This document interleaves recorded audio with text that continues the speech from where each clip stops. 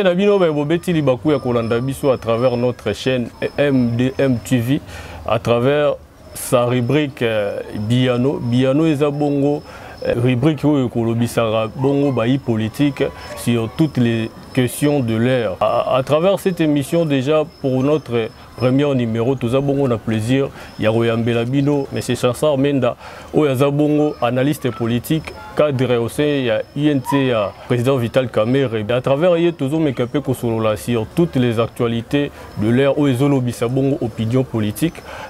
Toro Solo la Marambo et Talibongo, Loi Tiani, ils ont suscité vraiment bongo ba réaction belé de part et d'autre. Donc toujours développant au bongo na M. Chansar, déjà tout au pesa bongo mbote. Bonjour Ndeko Chansar. Bonjour Ndeko Brunel. Boni santé il y a parti INT. Santé à parti ezali penza malamu penza te na koyi koloba pamba te tozali na regret oyo mokonzi na biso bakanga injustement azali bongo na boloko nde ezali papa azali na boloko bana bakozala na esengo te.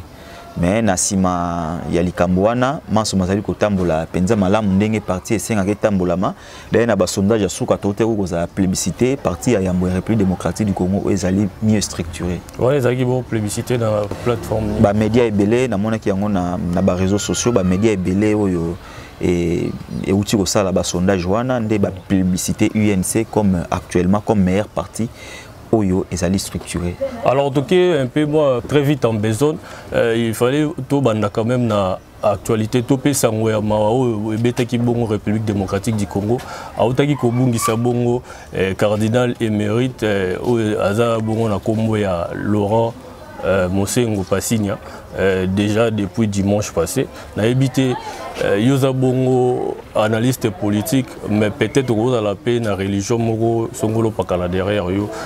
Oyebaki déjà cardinal émérite Laurent Mosengo. Cardinal émérite le fait Laurent Mosengo Passigna. Oui. Naibaki penza malamu parce que ponanga yazalaki papa na lolenge mibale. Na lolenge ya liboso comme père de l'église, comme pasteur plutôt ya ecclésia catholique. Okay. Ngai nazalaki moko ya balikindo na tangu na koti ezalaki mbula ya mbotango yaki Kinshasa comme archevêque balikindo ya liboso ye azwaki nga nazalaki parmi bato wana. Alors na wana azalaki penza papa ya molimo amekaki kosola na biso alingaki encadrer biso de façon que tozala banganga nzambe ya malamu. Mais destination yaki ko sala que to konnu na nzela na te na ndenge tozwa vocation msusu oyo tozali sikoyo na lolenge ya mibale na yebaki susu comme papa na monde oyo tozali lelo na monde ya politique parce que yepe azalaki mutu oyo aleki na politique bien que tokoluka ko expliquer yango na ndenge moko boye mais du moins c'est un politicien parce que azali classé parmi les meilleurs présidents il y a parlement. Donc, tout le monde a organisé une conférence nationale souveraine, nous a transformé dans le Parlement vers 1994. Tout le monde a dirigé le Parlement, donc c'est vraiment quelqu'un qui m'a beaucoup inspiré dans le monde politique. Nalingaka mingi na landa nzela na ye na Vital Kamerhe yango moni na kota le quoi na parti politique té yango na kota na parti politique ya Kamerhe. Alors en termes de témoignages de son vivant ba témoignage ni na malamu oyo gardaki bongo à travers Laurent Mosengo Passigna. Na ba témoignage nazali na témoignage moko ezali très utile. Oui. Na 2018 na publié article moko où ezaki intitulé La tolérance politique et religieuse. Alors, na kati ya article on a bandé ko expliquer ndenge nini politique ekoki kokota na makambo etali ecclesia te. Alors, tango ecclesia ekoti na makambo ya politique, ecclesia ezalaka parti oyo ezalaka na katikati. Donc, oyo tolobaka l'église est au milieu du village. Oui. Alors, na katikati ndenge bamsu amona ke faut azala neutre. Alors, nga na article na accepté ecclesia ezalaka neutre te. Ecclesia ekendaka mingi na côté ya le plus faible. Oyo bazali ko toktirer victime. Ecclesia koya asangani na victime pour faire face na bourreau ya victime.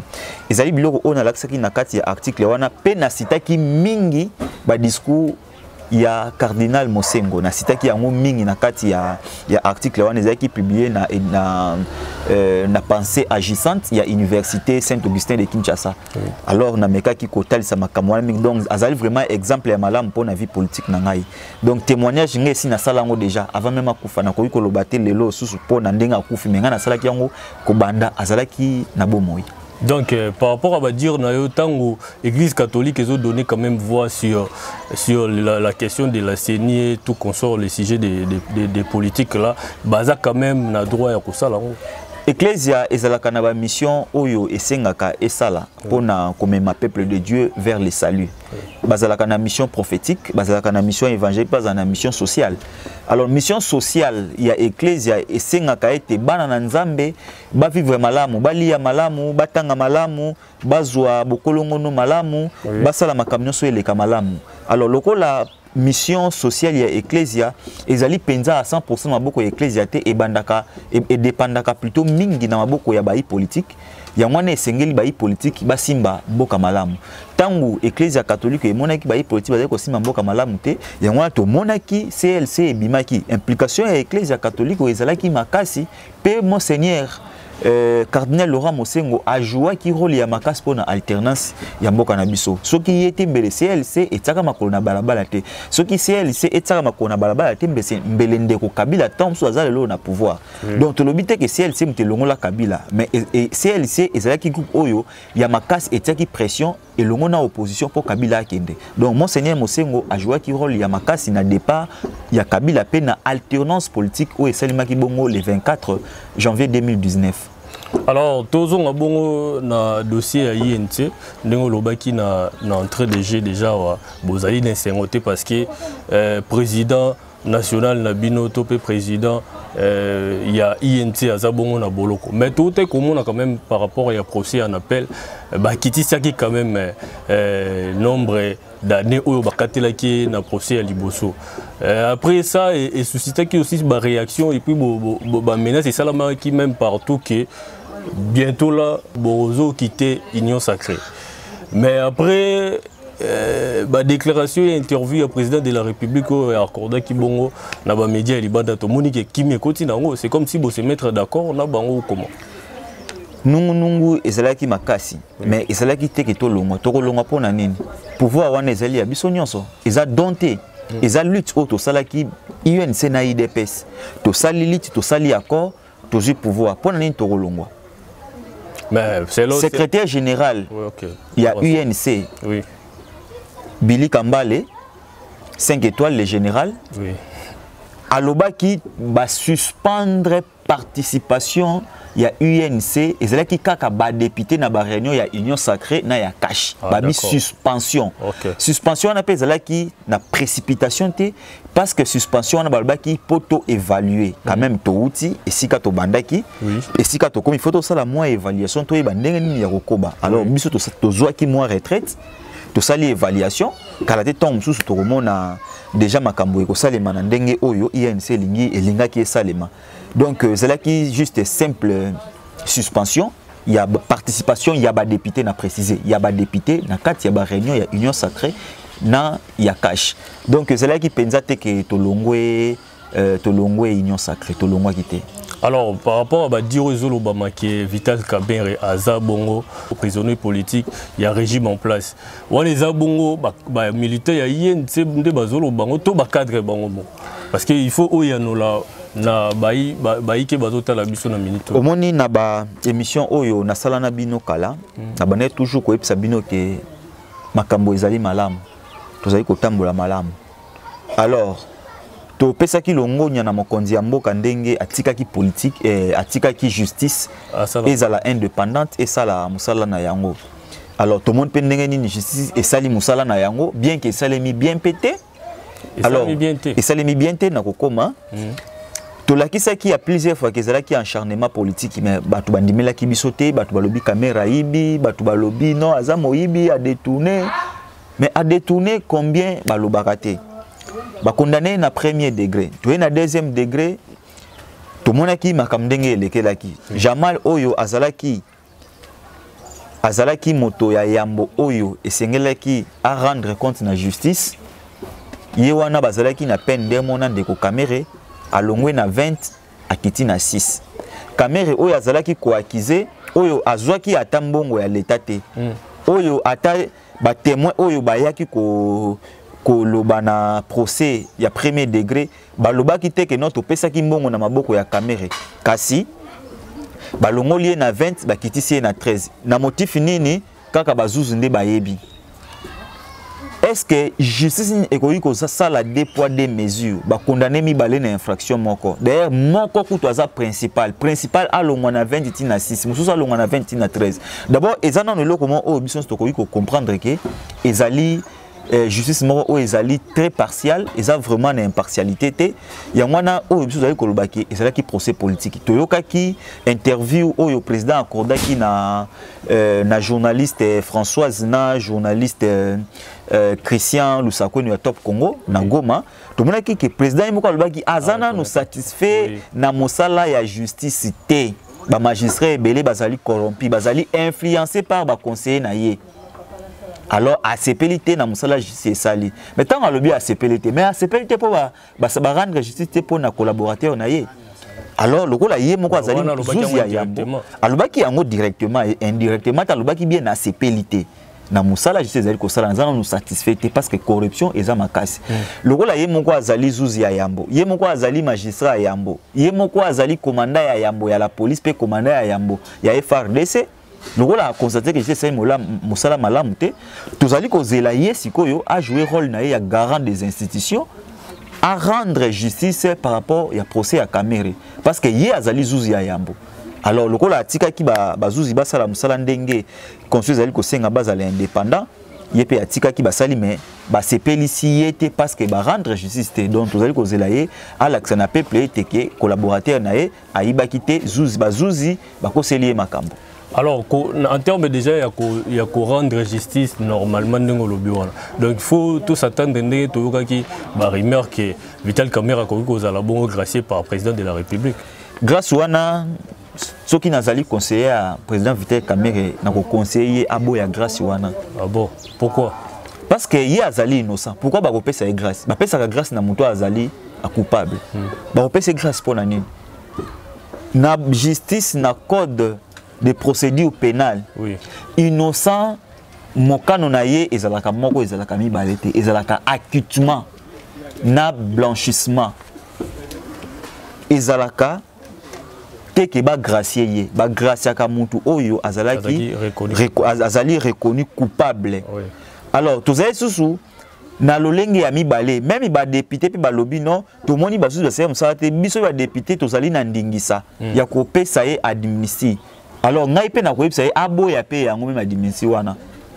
Parce que balimbisaka moto asalimbe ba ya asalimbe ba te ba kolimbisa ye ponani parce que adimensi elimbisaka. Oui. Lobi ke biso ba député na kombo ya peuple nyonso to limbisi yo na mabe osalaki ba bimisi na prison. Mais peine ezala etika la toujours. Eza déjà tâche rouge etikali. Alors esengeli bazuzi bazwa savon. Bani kabalongo la tâche oyo batie na chemise ya Vital Kamerhe parce que azali innocent. Pourquoi ba kopesa ye grâce? Ngai na kosepela nango ata mokete wana ezali ko engager nga. Oui. Soki bandeko mosusu ya INC ba kondima ba pesa ye grâce présidentielle ngai na conseiller andima grâce présidentielle wana te azali sika azali biso esika pe tozali tokolite pote ya bima na lolenge oyo ye to yebeli ke azali homme sérieux, honnête, intelligent, sincère ndenge président de la République a soulevé qui na interview oyo a accordé qui RTNC na Top Congo FM. Alors pour tout clore déjà dans le dossier il y a INT to monaki bongo le secrétaire général Nabino Billy Kambale a autosala ba déclaration na ba média national que INT doit gagner les élections de 2023 pour venger à votre poste de premier ministre. Et l'igolo bani moi déclaration c'est que déjà dans l'élection prochaine Borokende nzela morona na IDPST na balina c'était bino borozwa nzela na bino principal. Ezali kozwa nzela na bisote ezali pe kokende na bango te. Ngonga ya mapona minano ekokite. Ba ya salagi. Mais makam oyo ezali kosa tozali parti politique o tozali indépendant na ba parti politique mususu. Alors déjà tout le monde qui ndeko Kamerhe outaki ko signer nomination à restructurer qui parti. Oui. Kobanda na secrétaire général ti na mutu ya suka na niveau national pe na niveau ya ville province ya Kinshasa. Alors tant wa sala ki yango ezali poto banda déjà ko préparer mabongisi maponami. Biso tozali prêt. Et loko alobi ezali ya solo tozali ko bonga maponami. So balobi pona présidence de la République candidat azali. Soki balobi pona ba député candidat azali. Président national. Pourquoi en dehors président national? Mais parce qu'il y a Azali en prison, tu connais. Azali na prison, oui. Oui. Azali na prison. Mais Akobima, Azobima parce que. Espérons. Azali Makamou Yako expérimenté président de la République ici à lobby. Azali satisfait na musala justice sali. À lobby ndeko kamere Azali homme sérieux. Azali homme correct. Et il a encore l'assurance que ndeko kamere a jouer le sous rôle dans Mboka Oyo. Tant va bien jouer rôle. C'est-à-dire quoi?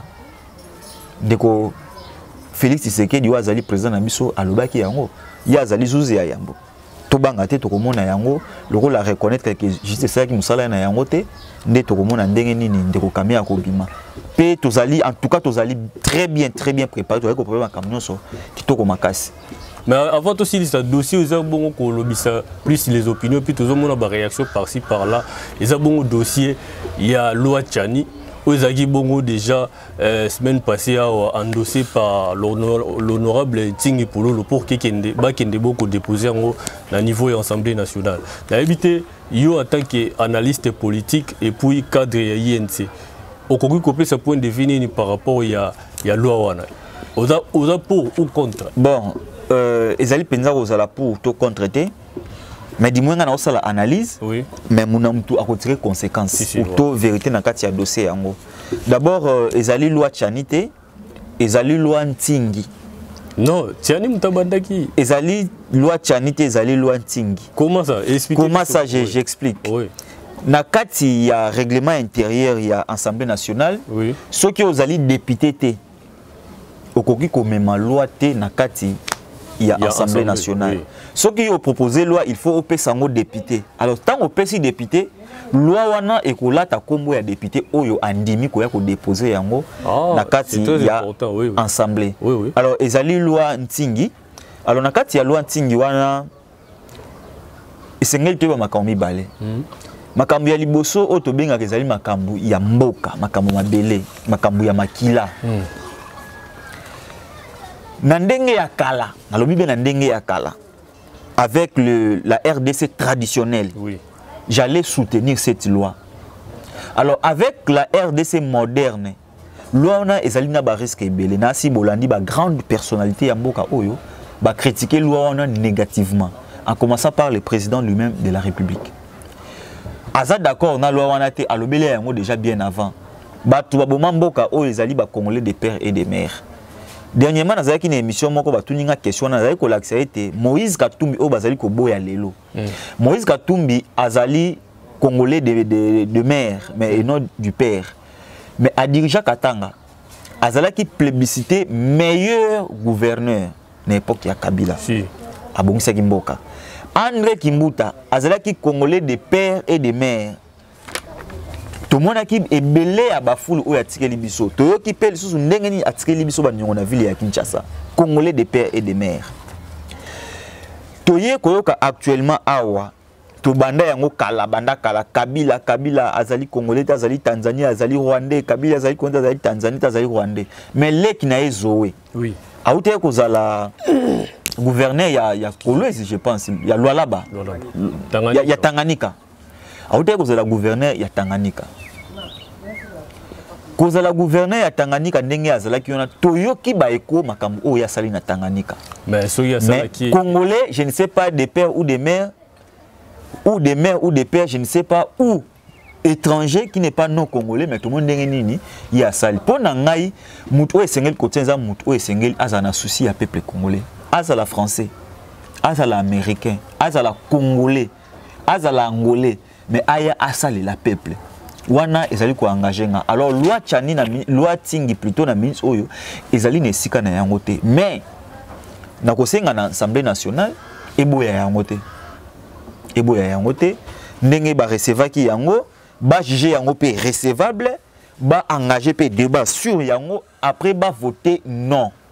pour ebimate que bazali kolanda ba injonction ya président de la République ebimate que non président de la République tatindi Noël Tchani to na bloc mo ya bongo do batika président azala calme bango basala musala na bango bazala indépendant basala musala na bobandi malo wana me ba voter non loi wana lekate toka ke susu ndenge cardinal Ambongo auté ko lobana Lubumbashi ezali loi moko oyo ekoya ko semer division na kati ya société donc Fayulu aboyi yango Katumbi aboyi yango FCC et boyi yango voire même na kati ya union sacrée divisée comme susu et boyi yango comme susu et dimi donc bref na majorité ya batu loana eza na place nango te mais koyoka yokoloba et puis koyoka pe réaction ya Noël Tchani après dépôt ya loana alors billet aza ko exclure na congolais moko te ki congolité yé plutôt azo verrouiller quelques postes oyo eza bongo na souveraineté ya mboka pona ba étranger nyonso na éviter ta contradiction na makambo ya congolité to ezaka le même azo sala kaka juste continuité ya makambo lobia bon ezali mingi yazo parler plus verrouillage voilà ko se contredire na notion ya congolité te mais azali plus que se contredire na constitution. Or s'il y a une loi qui entre en contradiction ou en conflit avec la constitution loi wana ekoki ko exister te constitution il faut y remporter parce que constitution ezali loi suprême. Article je pense sur la bossente article 70 70 ya constitution na biso ezali ko pesa ba critère ya mutu esengeli azala président de la République. Oui. Balobi c'est lui qui veut être président de la République, il doit être congolais d'origine. Congolais d'origine. Alors, que dit la loi sur la nationalité congolaise? On peut lire l'article 6, l'article 7 et l'article 8 de la loi sur la nationalité congolaise. Oui. Alors, on définit la nationalité d'origine, la personne qui a vécu ou qui était ici le 30 juin 1960 sur le sol congolais. Qu'il soit français, qu'il soit belge, qu'il soit américain. S'il était ici, il est congolais d'origine. Il y a les Congolais des pères et des mères qui sont nés ici, ils sont des Congolais d'origine. Et les Congolais qui sont prévus par la loi. Alors, on peut avoir le cas des enfants qui sont nés ici, les enfants étrangers qui sont nés ici. Et les enfants étrangers qui ont demandé la nationalité congolaise. Oui. Alors, il y a en contradiction à la Constitution. Parce que la Constitution ici, et le bas d'Amakamwa nyonso. Il y a souka, il y a un article moi la constitution na bosani yango, je pense que c'est l'article 220 ou 222 sur na bosani na la constitution AAT et lobby mutu moko te akoki ko réduire ba droit ya citoyen. Mais pourquoi il a réduit ba droit ya ba mususu ou il a comme président? Donc loi wana e ko lekate parce que ko la conformité na constitution. Et loko ko sala que loi wana e lekate. Alors, j'espère qu'il y aura des acquis bonnes questions à Souka ou te préparer pour une émission à l'élo. L'habité dans le cadre toujours émission ce que vous avez peut-être un message à véhiculer à travers les militants, INT ou soit tout balandi biso information peut-être na vu autant et reposer des questions sur Yangote. Bon, information. Une information. Penza ezali yako compatir na famille biologique. Oui. Il y a Cardinal Mosengo, on a présenté des condoléances parce que en dehors de la famille biologique, il y a famille naïe, famille de peuple de Dieu, nazali mon Christ catholique. Puis sous nazali sous moi naïe ou nazali kolanda le colonaïe na kati ya politique, ba idée ya malam oya ki nango pona kotonga mboka ngai pe nazali kolanda yango na nzela ya molandi waye na Assemblée nationale mwana mboka Vital Kamerhe. Donc nazali na mawapenza ndenge atiki biso très tôt 81 ans et ça vraiment moké makasi azaki mutumo fallait akomata na 90 oui. Mais maladie ezouye brisque pe précision mususu bato bazolo baka kufi na covid té Cardinal Mosengo azaki na problème ya barin et loko ememi mbangu ezalaki insuffisance rénale donc ezalaki covid ne ba bazali ko kanisa pose ai covid balingaki ba évacuer na avion médicalisé té donc ba nya soit koyaka na matériel ba traité à partir ya RDC ya souka ezali ba remerciement na honorable Bertin Mobondi pour la nomination oyo osali epai na ngai confiance au pesi ngai nazala moko ya ba conseiller ya cabinet na yo en tout cas ezali confiance na rassurer yo ndenge to tambola na banda kala que tokosala musala ya malamu pe tokotombola ya parti na ministère azali secrétaire interfédéral ya ville ya Kinshasa pe azali lisusu président ya commission défense et sécurité à l'Assemblée nationale. Donc merci beaucoup honorable ezali penza kat na mutema na mon penza te nazali moko ya bato oyo bazalaka pembeni na yo pe na ko décevoir yo te. Alors, nos sincères félicitations pour la nomination. Alors. Merci. Alors, ça n'est fini, chers abonnés, vous qui nous regardez à travers cette émission, on a plaisir, il y a balayer un peu toutes les questions, on a des opinions. J'espère que vous avez fixé une analyse tout, mais je sens ça, mais dans ça là, naba point tout un peu kolobela. Donc, vous avez branché la chaîne Nabiso MDM TV, où ils ont main dans la main TV. Donc, vous s'abonner pour Nabino Baye, vous s'abonner dans le facile. Vous cliquez juste en rouge, ou en rouge, puisque vous avez s'abonner. Et puis, vous activez la cloche et la notification pour qu'enfin, le retour que vous prochainement, vous allez à la loupe. Pour finir, déjà, nous allons saluer bongo boss Nangai, Moutou engagé dans la chaîne pour qu'il ait travaillé. Et là, bongo Nicole Tumba, en direct à Paris, n'a pas sur Bassalam. Pourquoi pas mon oncle, l'autorité morale Lambert Nkao, Beken Nkao les rois, et n'a moni pe bongo mon vieux ingénieur Jay Trésor Malemoni, puis jouer Tires Malemoni, big salutation à Bino Biska Bozolanda. Tokutani bongo à la prochaine fois pour na ba 6e sous Oekoya bongo. Bye bye. Et qui va combien?